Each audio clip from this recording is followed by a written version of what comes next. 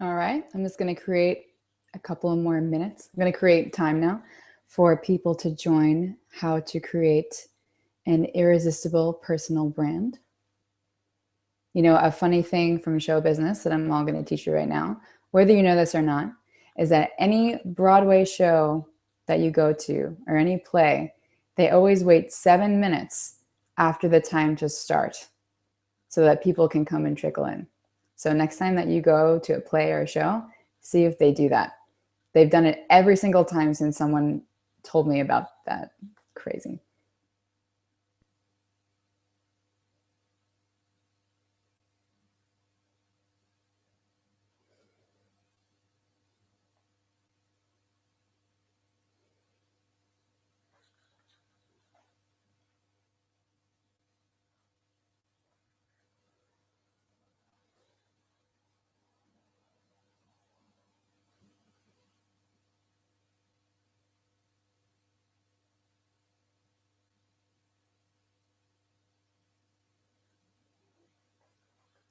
Hello, people coming in. We're just trickling, waiting for some people to trickle in. We're all trickling. Hope you guys are enjoying my Zen room here in San Francisco. It's from the Asian Art Museum. I'm a big Asian art fan, FYI.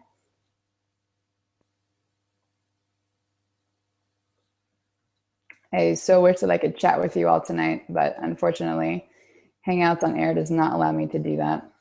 So I'm going to pretend like I know how well you're doing today. I know that you're sitting there with some delicious, scrumptious dinner and your notepad and a pen to take notes, hopefully. Hopefully you've come prepared.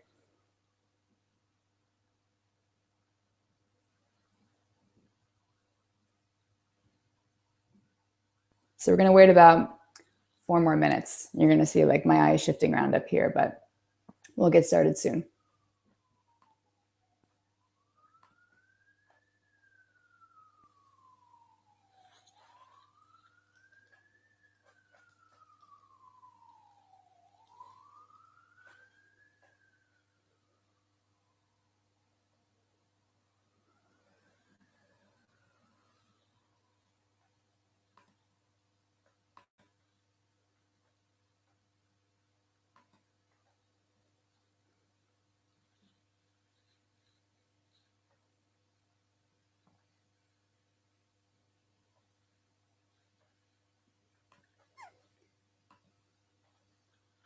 Hello, people trickling in.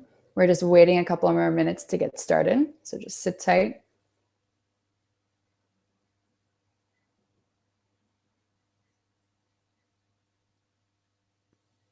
So it's kind of awkward, right? We're just kind of staring at each other. I'm kind of glad that I can't see people right now because it'd be really weird if we were just awkward silencing right now.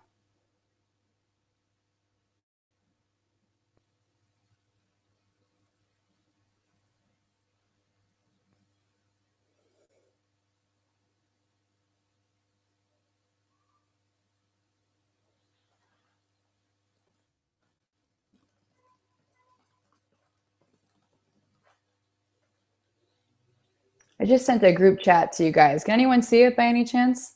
If not, obviously I'll know by your non-answer, but if anyone can see it, do type back.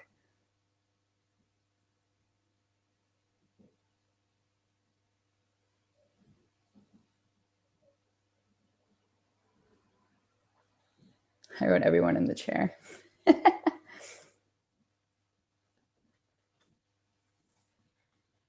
Okay. Hello, people trickling in. We are just waiting a minute or two more for some other people to join. Hope you are all having a fabulous Monday. I'm enjoying a beautiful sunny day here in San Francisco. It's been gorgeous here lately. It feels like summer. I don't know what's happening, but I'm very excited about it.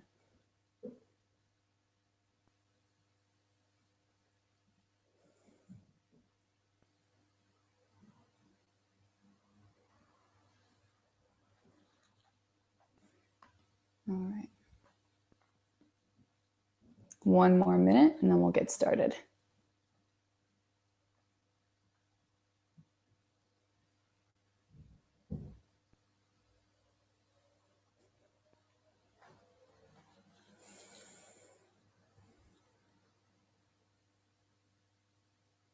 All right, let's get started. So everyone, welcome to How to Create an Irresistible Personal Brand. I'm so excited to be talking to you all about this.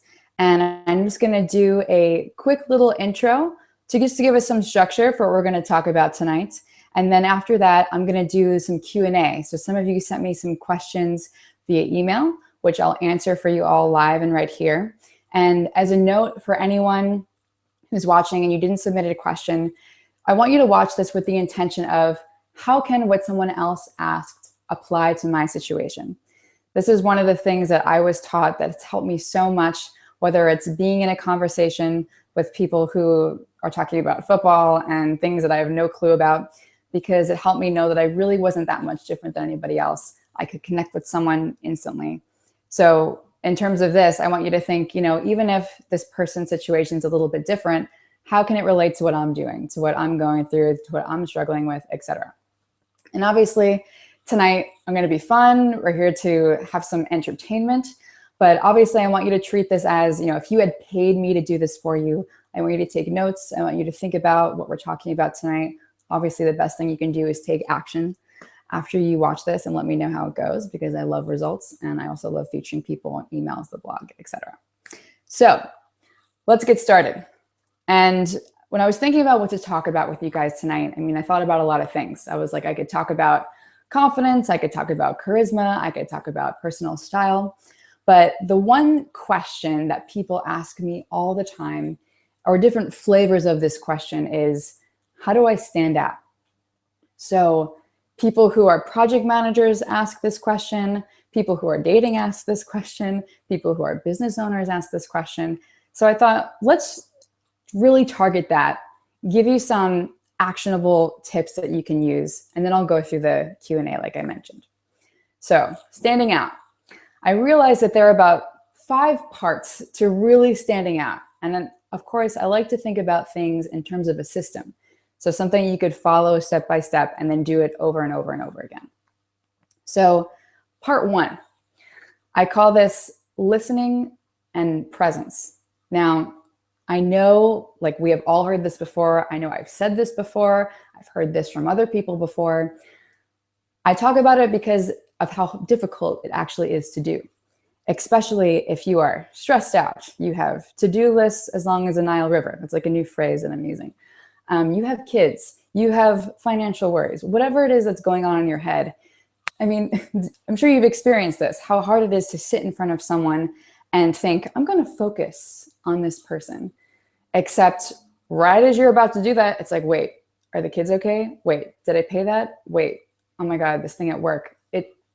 It goes on in our heads, and it's so hard to make that switch. My nose is itchy. Okay, so I'm going to give you a story to illustrate how to do this and why it is so powerful, why this is the one thing I'm talking about right now. I consider it a foundational thing that's critical. So the other weekend I was out with a group of people here in San Francisco, and I met someone new. She's a preschool teacher. So obviously when I find out someone's a teacher, my first question is, what crazy things have your kids done lately? I want to hear her stories about what the crazy kids are doing. So she was like, I actually have something really funny. And I was like, all right, shoot. And she mentioned how they were out at recess, and this cute little boy is looking at this forest of trees over here. And he was like, hey, Rebecca, what do you think the trees are talking about? I was like, that's adorable. Obviously a kid would ask that question. And so she kind of laughs and she was like, I have no idea. She was like, what do you think the trees are talking about? And so then the kid looks at her and he's like, I don't know. I'm not a tree. So it was like this really cute moment that she told me about, and I just thought it was adorable. And later on that night, she pulls out this little notebook that she carries around with her. And I was like, I want to write you a little note, because I didn't know I was going to see her again. And in the note, I mentioned our earlier conversation, and I just wrote, what are the trees saying? I thought it was cute, funny, weird, whatever. And she read the note, she looked at me, and she came over and gave me a hug. And the words that she used were, thank you for hearing me. And I thought that was so interesting, because in the note, I was like, you're so pretty without makeup on. I'm giving her all these compliments, and normally someone would be like, thank you so much. But she said, thank you for hearing me. So it was a wonderful reminder that anytime you're truly listening to someone, people don't forget, because it's very normal for us to forget what someone's saying. We ask the same question over and over. But the fact that she knew I heard what she told me, she's never going to forget me. I mean, I know that sounds kind of vague. I mean, vain. But how could she forget someone who actually listened? And obviously I was not listening to be manipulative. I wasn't trying to like contrive this whole thing. This was very spontaneous and organic, which is, I think, what we all want. So the first part of this is like really truly listening to what someone is saying. What are they saying in front of you? Like, what do they care about? What stories are they telling you? Can you bring it back around in any way? Can you mention it again to let them know that you heard them? Obviously, there's a line between forcing this and having it happen naturally. If you are actually there to listen and be present, it does happen naturally. So that's part one. The ability to truly be there and present with someone. And as a tactical tip to start practicing that, because I think it's so important to actually practice this stuff, is if you ever find your mind wandering, something I like to say, it's a trigger word that I use, and I just say to myself, I'm here. So as an example, sometimes if I'm even doing a talk like this, since, I've practiced this a few times, my mind might go off somewhere else, but it's important for me to be present. So I say, I'm here. It just brings me back to the moment. Obviously you do what works for you, but that's something that you can try out and practice right away. So that's part one, listening, presence. I don't care how many times you've heard it, just practice it. It's so critical and important. Part two, I call this understanding. I know this is the night where we talk about everything that is vague, but we break it down so that it's understandable. So in order for us to get a grasp on what understanding actually means, I'm going to tell you another story. This is what I do. You guys know so much about my personal life now, it's kind of ridiculous. So a couple of months ago, I was in Austin, and I had the unfortunate situation where I was stuck in a car for 4 hours with someone who does not like to talk to other people.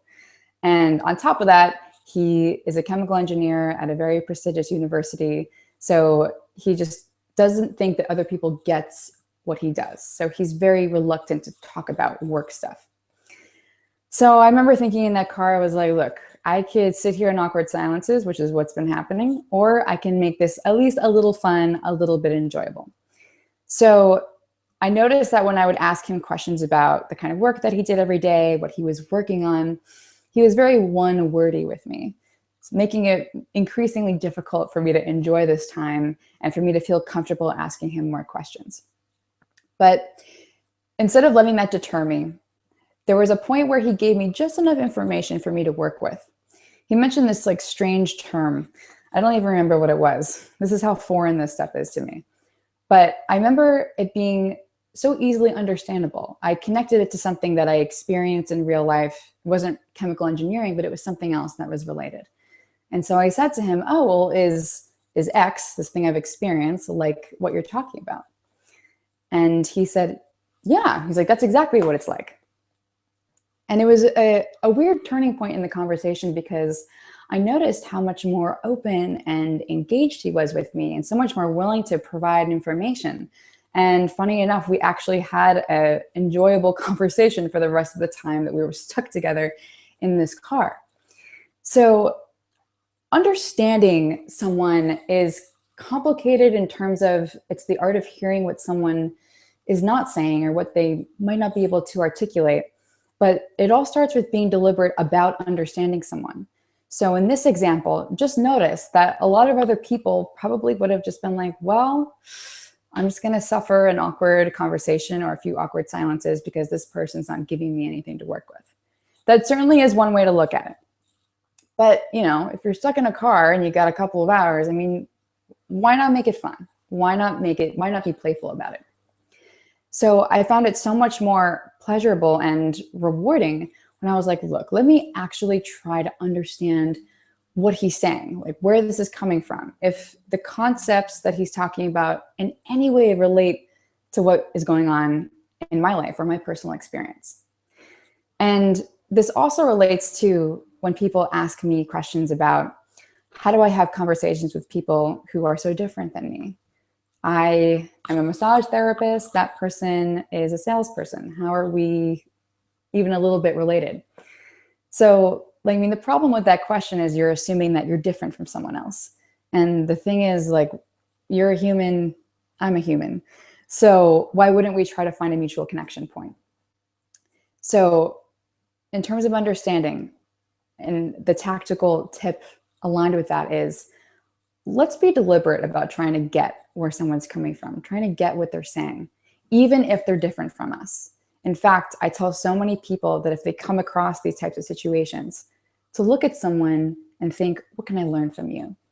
Literally, like, you are a specimen waiting to be discovered. What can I learn from you? It is a change in mindset that takes time, but yields significant results because it doesn't make you feel strange about what to say. You don't freeze up. You're not like, oh my God, I'm not an engineer, so we're not going to get along. It relieves a lot of pressure and it makes the interaction much more enjoyable. So that's part 2, understanding. Part 3, giving people what they want. Now, let's break this down, because most people are not going to directly tell you what they want unless you're in a relationship with someone and they tell you, honey, I want you to do this, I want you to do that. But let's say you and I got into a conversation and we started talking about our personal lives, we started talking about our work, and this actually happened to me the other week. But let's say you mentioned to me, felt like I just love learning. Like, that gets me really excited. I love doing that. The first thing I would probably say to you is, have you read The Art of Learning? You've got to read that book. Obviously, we know I recommend that book to everyone now. It's one of my favorite books. But the point is, that person did not directly ask me for a book recommendation. That was not the intention of the conversation. But when I say give people what they want, is you want to think about, how can I add and enrich this person's life? What else could I give them that would help them be happier, that would help them get more out of what they love, would help them dig into their passion more? What is it? So it could be a restaurant recommendation. If you and I find out that we both love sushi. If any of you ever come to San Francisco, ask me about sushi. I'll give you great recommendations. It could be even relationship advice. So people come to me with this question all the time. And I'm like, look, I'm going to give you bad dating advice, but I'm going to give you real good relationship advice. But the thing is, most people, when they ask me certain questions, they don't directly ask me, what do I do? So if someone were presenting me with a challenge, I, look into my personal experience bank in my head and I think, well, have I experienced this before? And have I gone through it successfully? If yes, I might tell a story that directly mirrors what that person's going through and how I work through it. So of course, on the end of that, I'm not prescribing them what to do, but I'm like, hey, we went through that a couple of years ago. This is what we did. I know how challenging or frustrating that could be. So you're empathizing with that person. But here's what we did that worked really well for us. Because when you do that, you're giving the person what they want, which is understanding, which is knowing that they're not alone, and a possible solution. The person did not lay it all out for you, because it's weird to do in conversation. So this, just like all the other skills we're talking about, branding, confidence, charisma, etc., these are all teachable. These are all skills. Like, I didn't just walk out as a 5-year-old and thought, every person I talk to, I'm going to recommend a book to them and tell them a story and give them a restaurant recommendation. These are all things that I have consciously brought into my social repertoire, if you will. So that's part 3. Give people what they want. Or if you want to think about it a different way, how can I enhance this person's life? We're not trying to solve their problems and give advice right away. Just how can I enhance it? What would make their life even better right now? What can I do? Which leads us to part 4, which is follow through or following up. And this is so key to irresistible personal branding because of the following. I was out to breakfast with a mentor of mine when I was in LA in the entertainment industry. Obviously, if you've ever been in that industry or you're in it now, everyone wants to be famous. So they'll pretty much do anything to get there. But my mentor was telling me that while most people want the end success, they aren't necessarily willing to do what it takes to get there. And so when he sat me down this one day and he said, Felicia, what do you think the difference is between someone who is successful and someone who's not? And at that point I was like, well, maybe they're not talented enough, or maybe they don't know how to do it, or maybe they don't have enough information. And his answer to me was like just so simple. He just sat there all sage-like and he was like, let's follow through. I was like, oh, okay. Because it was kind of unknown to me that people don't do that. So if we're bringing it into this system we're talking about, the standout system, if it's listening and being present, if it's understanding someone, if it's giving them what they want, you damn well make sure you follow up on giving them what they want. If you were like, hey, I'm going to send you this book, send the book, give them the book. If you're going to make an introduction, send the introduction within the next day or a couple of days. Make sure it's done. If you meet someone and you had such a great time, don't just leave the strings hanging. Follow up. Had a great time with you. Let's get together in a few weeks and check out that restaurant we talked about, etc. So you want to follow through. If there's anything, if you're sitting there thinking like, well, why wouldn't I follow through, or I have trouble following through? Examine why. Like, why is it a problem? Do you need to schedule it on your calendar? You need multiple reminders? Do you need to ask someone to keep you accountable? Like, do what you have to do, because it's just not worth leaving that out of this system. Because part of standing out is being someone that people can trust, that people can rely on. And this is so crucial because so many people that come to me, read my site, everyone wants to be charismatic, right? Everyone wants to be irresistible. I know this. But if you're all charm and no results, no follow through, then that's when the charm becomes kind of like this. It seems manipulative. It seems sleazy, slick, like not something that people want to get involved with. So it's so important to match these two things. It's like match charisma, confidence with trust and reliability. And then you have true irresistibility. So that's part 4. Part 5, last part before we get into Q&A. Be proactive. Now, I love this because again, like we're in vague land right now, we're going to break it down. Being proactive can mean so many things, but for the purpose of this, this past weekend, I was on a hike with my girlfriend, and she's a high-powered executive at a startup here in San Francisco. And she was complaining about how hard it is for her to hire quality people, how it makes her life like very, very difficult to not have quality people.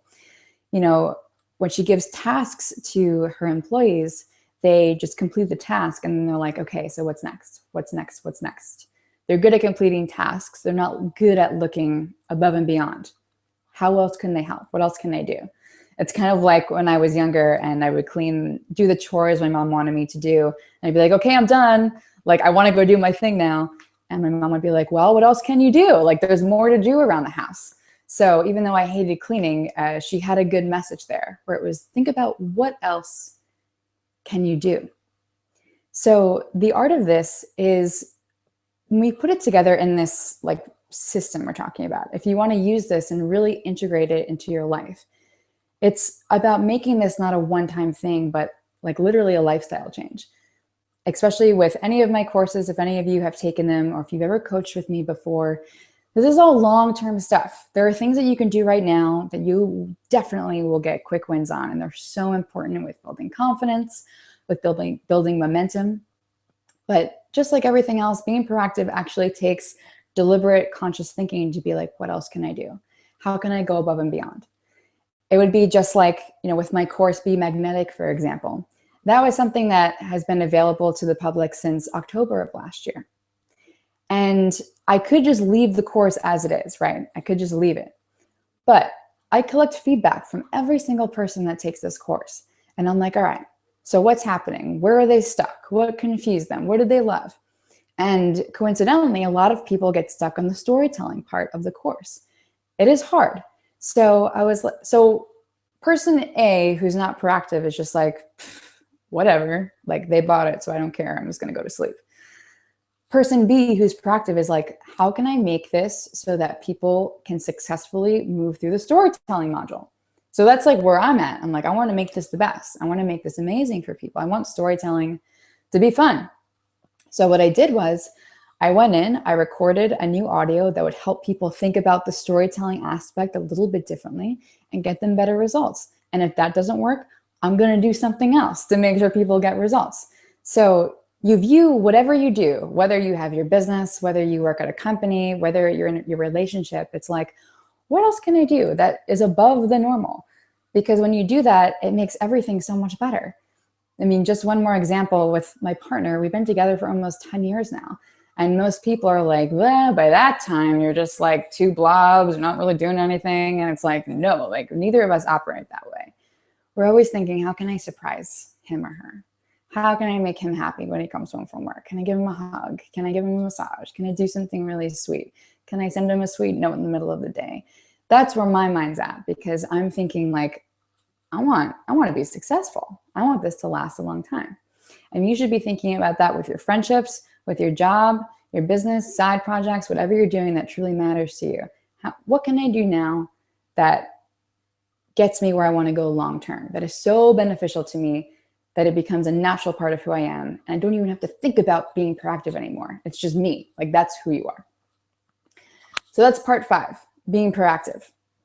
And so before we get into the Q&A, I'm just going to recap that really quick. I know you're all taking notes. Part 1 is listening and being present. Part 2 is understanding other people, really truly understanding them. Part 3 is giving people what they want. Recommendations, stories. You don't have to be a creepy weirdo about it and give unsolicited advice. Small things matter. Number 4, following up, following through. And number 5, being proactive. So that is my spiel. That's where I'm structuring all of this around for tonight. I think that's the most important information that you could possibly get about personal branding right now. You can immediately put that into action. And so with that, I'm going to move into the Q&A. So these are questions that came through to me via email. And if you notice my eyes kind of shifting around a little bit here, I'm just looking at the doc of them right next to me so that I can read them to you and you understand exactly what I'm talking about.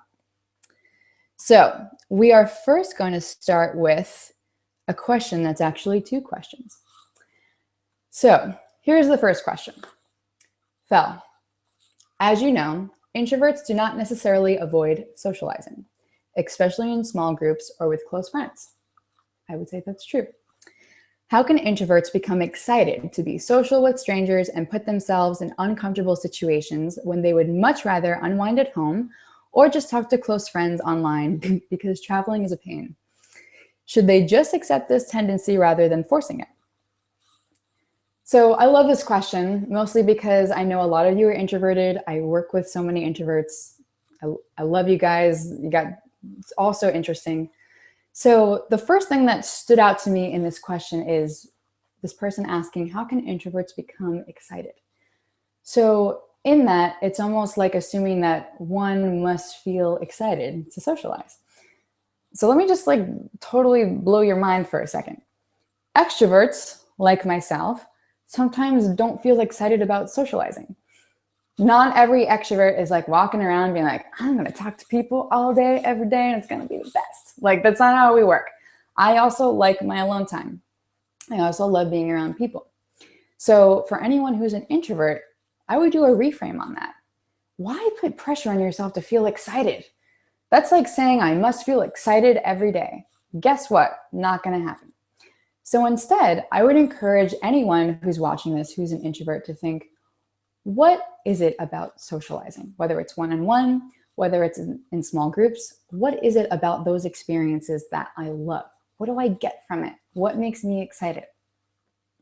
Because that way, if you're going to go to a networking event, if you're going to go out and socialize with friends and you're not feeling excited, you do the reframe and you're like, well, it's okay if I don't feel excited, but I'm interested in getting this from my interactions. I'm interested in maybe it's getting to know someone new and finding out a lot of really fun, interesting things about their personal life. Like whatever tickles your pickle, you know what I mean? So, and this is so important because again, like I'm going to just drill this into all y'all's head for however long you follow me. Extroverts also take time alone. Extroverts also have days where they don't want to be around people. So I'm not only speaking from personal experience, but I live with extroverts. I am engaged to an extrovert. I have friends who are extroverts. Like, we're not these like superhuman energizer bunnies. Like, people might look like that from the outside to you, but that's not true. So, and I would also say that introverts also feel excited about socializing. They just don't want to do it like very frequently or as frequently, which is fine. Doesn't matter. Also about the traveling thing, like take an Uber, bus, whatever. Make your life a little bit easier. I'm not sure where you live, but I Uber everywhere, which is really nice. So that's what I would think about that. And a similar parallel also to the being excited thing. It's kind of like how people say after they've been dating someone for a while is, oh, I just don't feel like that passion anymore. Because that's what we've all been taught. We think like, oh, we must feel this passion or else something's wrong. That's just not true. Long-term relationships are a different flavor. And it doesn't mean that you're not still in love, that you're not in love with each other. But if you're always trying to force like that passion all the time and you think something is wrong, then that's going to make you feel really bad. So you don't want to shame yourself for not feeling excited, not feeling like certain feelings that other people or society tell you to feel. That takes time to internalize, by the way, but just a parallel example to drill that in. Next question. Confidence is generally understood as a sort of fearlessness, lack of hesitation, etc. But you seem to frame confidence as knowing what to do at a given moment. I feel like even if I know what to do mentally and intellectually, I still need to execute on it. How does one develop the fearless attitude for executing those things to do? This is also a really great question. And the first question that I would ask as a response is, what is preventing you or anyone else watching from the executing? Obviously, confidence is not about information. Confidence is about someone giving you a challenge, for example. And even if you don't have the skills, even if you're not sure how to go about it, your first thought is, I can do that. I'm going to figure it out. Or your first thoughts, like any normal human being, are, holy shit, I'm scared. How am I going to figure that out? How am I going to do this? But with a commitment to figure it out. So as an example, I remember way back when I was growing up in New York, I always wanted to move to California. This is before I met my fiance, everything. And I remember that seeming very impossible. I was like, how am I going to move over there? I don't have any money. I don't know what college I'm going to go to, etc. But my frame was, look, it seems impossible right now, but I'm going to figure it out. I am committed to figuring it out. Because when you commit to something like that, you're going to find any person that can help you. You're going to get the resources that you need. You're going to make the time to get whatever skill you need, do whatever you got to do to get what you want. That's all. That's really a huge part of what confidence is. And I would also describe confidence as a solid foundation that you have, almost like a deep knowing that whatever challenge that confronts you, any day-to-day stresses, things that are going on, you're going to be fine. You're going to get through it okay. That's how I think about confidence. So in terms of your question, again, you want to think about what's preventing me from executing. Because sometimes it's not confidence. Sometimes it's external life factors like the weather, or something that you want to do might be a threat to something currently in your life. There might be a certain barrier that's preventing you from doing it. You might be really tired. I don't know. It might not be a confidence thing. So it's very important to understand what is influencing the whole picture, and also reframing like what confidence actually is. Confident people also feel nervous, scared, full of fear, but the difference is that they feel it and then they're open to, I'm going to figure this out. I'm going to do this. All right, next question. I love this question. It's very interesting. So I'm a high school teacher. How can I irresistibly brand myself so that I'm a charismatic woman without being threatening to teenage girls or uncomfortably attractive to teenage boys? I love this question because it's so interesting. And I'm going to first give you an example of a teacher that I know that might give you some insight into this. And this is also fantastic for anyone listening who has children or who works in any sort of environment where you are a facilitator of children. Children are looking up to you in some way. So I would listen to this too. So I remember I had this teacher. His name was Mr. Levins, and he was a calculus teacher. And I remember everyone, they almost like warned me before I had him as a teacher. And they said, he's such a hard ass. Like, oh my God, he's just gonna like everything's gonna be hard. It was like Mr. Levins equals life is hard.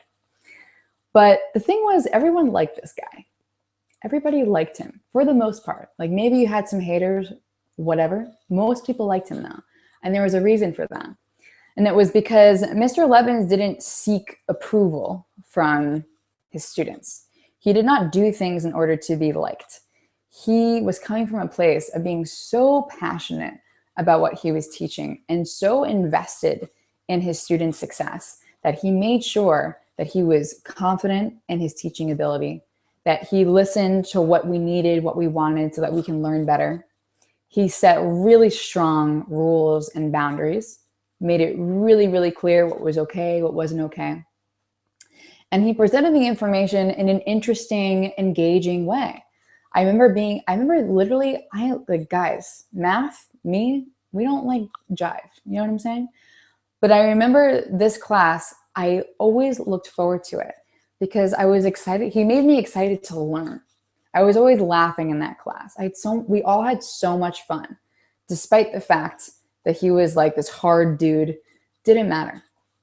So I would reframe your question as well. Your challenge is not how can I be a charismatic woman? It's how can I be the best teacher for my students, which is less about the being liked question and more about the being trusted question. And this is just like in parenting. And I'm sure parents, if you're watching, I hope will agree with me on this, is that, some parents think that they need to be friends to their children. And that might feel good, but that's not what your kids need. Your kids need a parent. Just like your kids at school need a teacher. They need a leader. They need a role model. And it's your job to be like, okay, how can I make sure these kids trust me? They trust that when I do something, they know I'm going to do it. They respect the boundaries and the rules that I set. They're actually having fun learning. They're internalizing the material. If they're not, what can I do to make it better? Am I giving them extra help?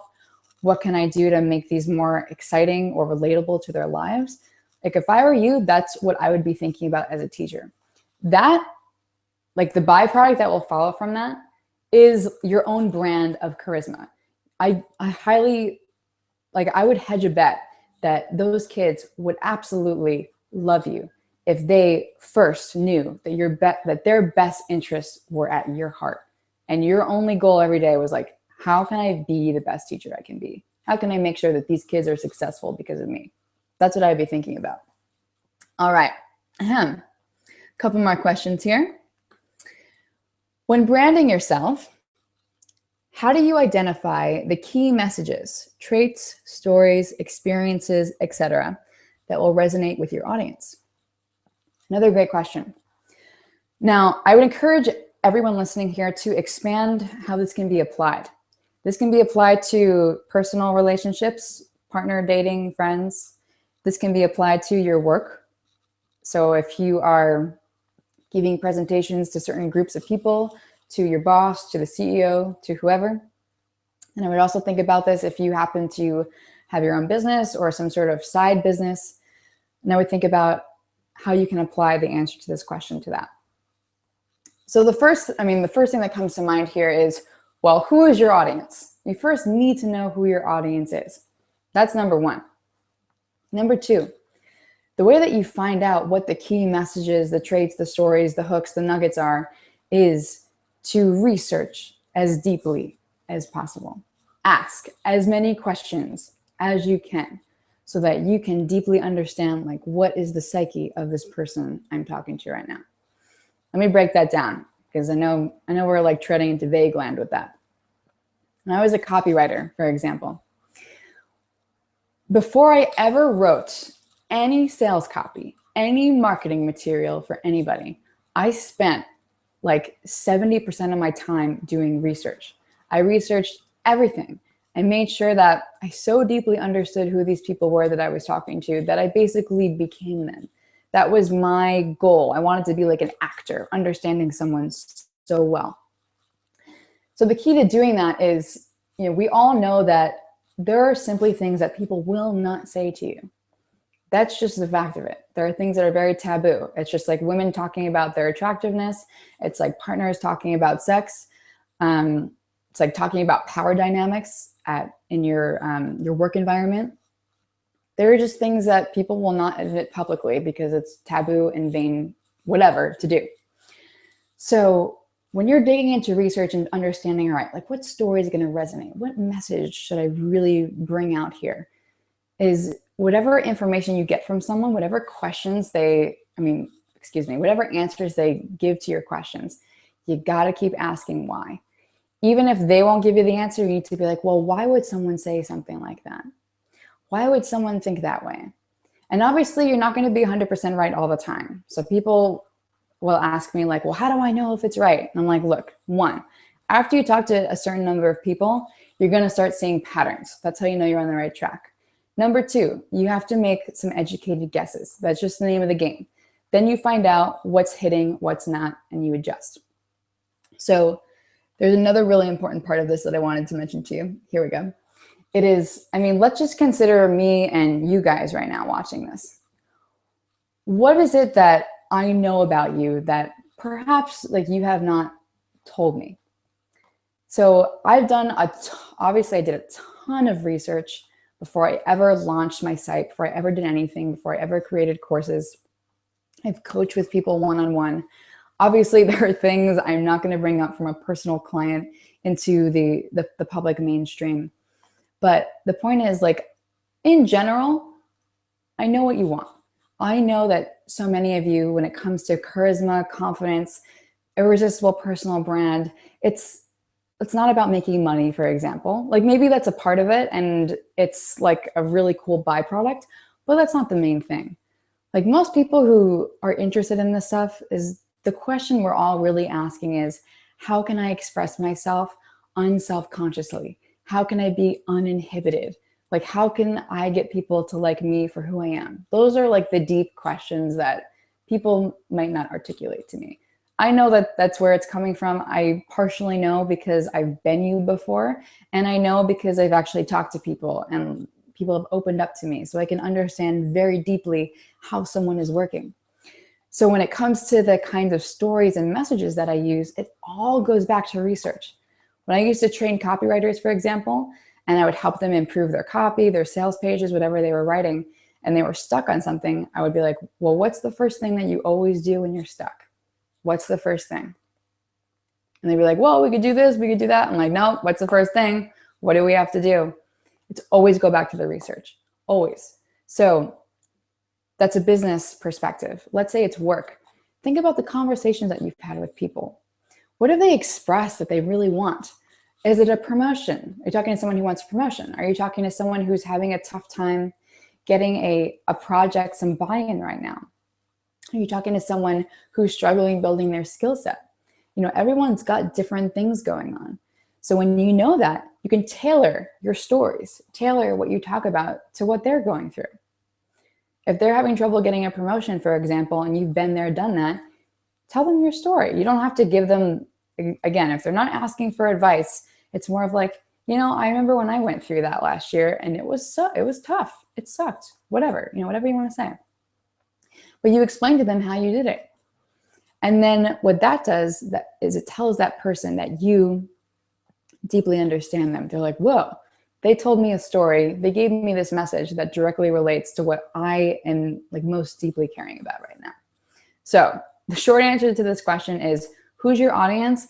Dig as deep as possible in any way possible. Research in business, conversations in real life. Keep asking why. Obviously, don't be a weirdo. I know many of you are like, well, you can't ask a lot of questions because you don't want to sound like an interviewer. Like, there's a way to do it without sounding like a creep. Example, if one of you were sitting next to me right now, my lovely couch right here, and maybe you brought something up, we'll just talk about relationships, for example. And you might say like, we had this fight about this thing last night and I feel really upset because I don't feel like my wife understands me, something like that. So my first response is not giving advice. Actually, I wouldn't even tell a story at this point. I would be like, why do you think that she doesn't understand you? Like, that's where I would start. It's all from a place of curiosity. I'm like, oh, like, why do you think that? I'm totally non-judgmental. I have no hidden agenda or anything. When you ask those questions, there can't be a hidden agenda. You're not like, all right, like, where's the nugget? No. The goal is first, like, let's be curious. Let's gather as much information as possible. And then in your own time, in your like own cave, in your room or whatever you're doing, you can analyze that and be like, all right, so like, what did this person actually mean when they said that? Why would they say that, etc. That's probably something I could do a whole nother talk about, but that would be the first part of it. All right, last question here. Hi, Phil. I'm a direct response copywriter and I enjoy what I do. Lovely. Unfortunately, I struggle in describing what I do and this hurts my personal brand. At socials, I tell people I'm a copywriter. I am asked about legal trademarks, patents, and copyrights, which are not what I do. I experience this as well. Conversations feel forced and awkward as I strain to articulate what I do. We both leave these conversations feeling disengaged and not connected. Sadly, these conversations are brief. When I studied medicine, my conversations were different. I told people I'm a medical student, no explanation needed, and these conversations were long and engaging. Our society esteems physicians, and this esteem provides them instant conversational fodder. Now that I'm a copywriter, how do I make the best of who I am and what I have to offer by A, phrasing clearly and succinctly what I do, and B, elevating my conversations to the level of those about medicine? So this is a great question. First of all, for anyone who doesn't know what direct response copywriting is, I will tell you. But first, think about if any of you have ever struggled with telling someone what it is that you do. I know that you all have because I've talked to you personally. So this is a perfect lesson for all of us, including myself. Second, direct response copywriting, for anyone who doesn't know, is simply marketing copy. So for example, if you've ever experienced any of my sales emails, selling one of my courses or one of my sales pages, that's direct response copywriting. It's words designed to get you to buy right now. That's what it is. So I experienced this as well when I was a copywriter. Many people were like, oh, so you're a lawyer or you're a copyright lawyer. So the first lesson I learned here, and this is the lesson for everyone, is that not everyone will get what you do, like specifically your role.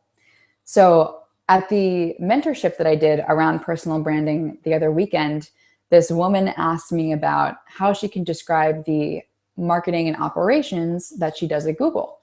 And I was like, well, and she started explaining it. And I was like, look, I'm gonna be honest. Like, I know what you're saying because I've been in marketing, but anyone else is not gonna get it. Because she starts using jargon, she starts talking about things that would fly over anyone's head. So the first thing is, most people don't get it unless you're hanging out with a group of copywriters, you're hanging out with a group of marketers, you're hanging out with a group of doctors, whatever. So with that in mind, you want to move on to, okay, what is it that I actually do? So take yourself out of the role and think about what it is that you do. So when I was the copywriter, for example, and people would ask me what I did, I would play around with different introductions. Sometimes I would say I'm a sales consultant. I said I'm a sales strategist. I said I create marketing campaigns for X kinds of companies. I create multi-million-dollar marketing campaigns. So you can play around with that. But the basic framework is take yourself out of the role and think, okay, what is it that I do? I help people, or whoever the target is, do what? Like, what's the end benefit of the role that I have? Project managers, for example. I would say I make my coworkers' lives really easy. That's one way that you can describe it. Or you can say, I work on global projects for X industry, global healthcare projects. You can play around with it. The idea, again, to keep in mind is, like, most people aren't going to get it. So you want to, again, just like we just talked about, who is your audience? Who's going to get it? If you're in a marketing conference, obviously you can say you're a direct response copywriter. If you said anything else, they'd think you were weird. But if you're at a social gathering where everyone else there is a consultant or, again, a doctor, like, they are going to ask you about patents and legal jargon. So the idea there is you want to just play around. Like another myth around introducing what you do is that it has to be the same across the board.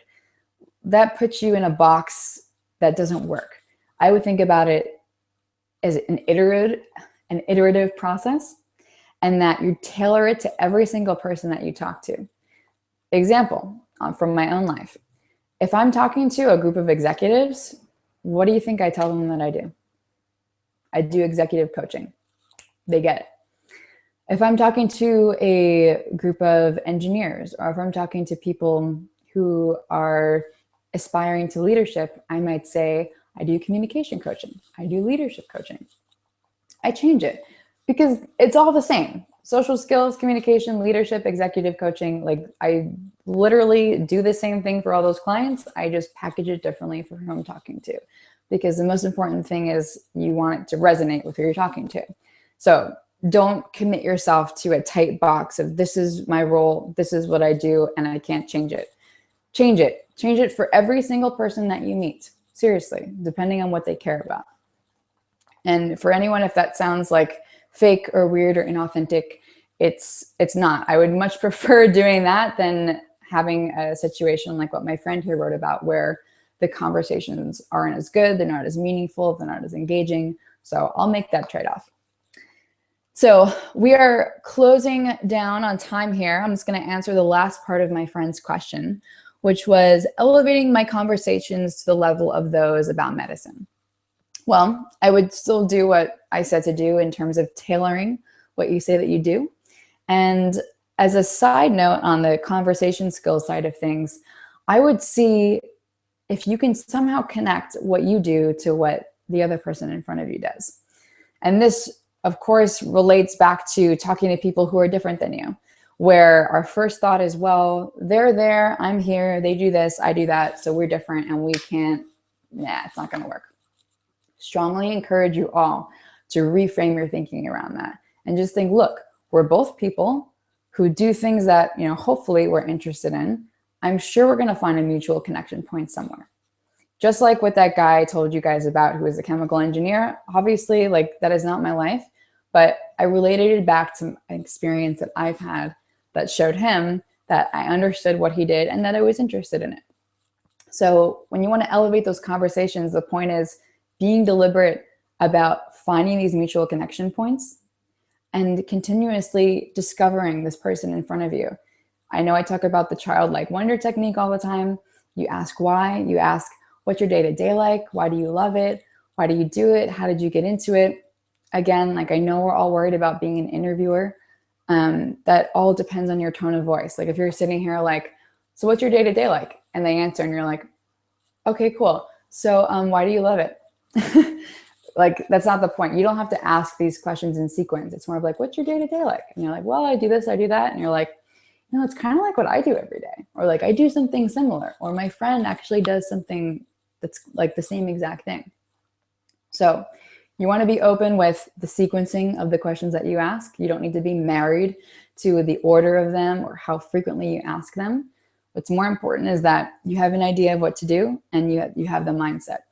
Being deliberate about listening and being present, understanding the other person, giving them what they want, following through, being proactive, and testing all of this, being playful. So much about being irresistible. I talk about this so much. It's about having fun and being playful. This is not life or death. Before I came on this webinar tonight, I was nervous, but guess what? We're here to have fun. Who cares? I might mess up. I might not be able to talk sometimes. It happens. It's fine. We are all here to have a good time, to enjoy each other, to discover other people. So with that, that is the end of our How to Create an Irresistible Personal Brand webinar tonight. What I strongly encourage all of you to do is to take the first part of what I talked about and identify just one action that you can take. Just one. So important. Like my goal, my intention was for you to get so much value out of this, so much value as if we were on the phone and you were a client of mine. And also with the questions that I answered from other people, think about, how does that apply to my life? How can I apply it? Even if I don't think it applies, Like, let's like seriously move through that thinking and think, like, what if it could apply? What would I do? So it was lovely to have you all here. I'm so grateful for you to take the time out. I truly love engaging with all of you. We've all talked on email, and I just feel like we would all have a really good time if we all came to my apartment and had a party. And I would love to hear your feedback as well. So if you ever want to send me an email, if you have an additional question, just shoot me an email and I'm happy to answer it. Other than that, I hope you guys have a wonderful evening, and I will talk to you very soon.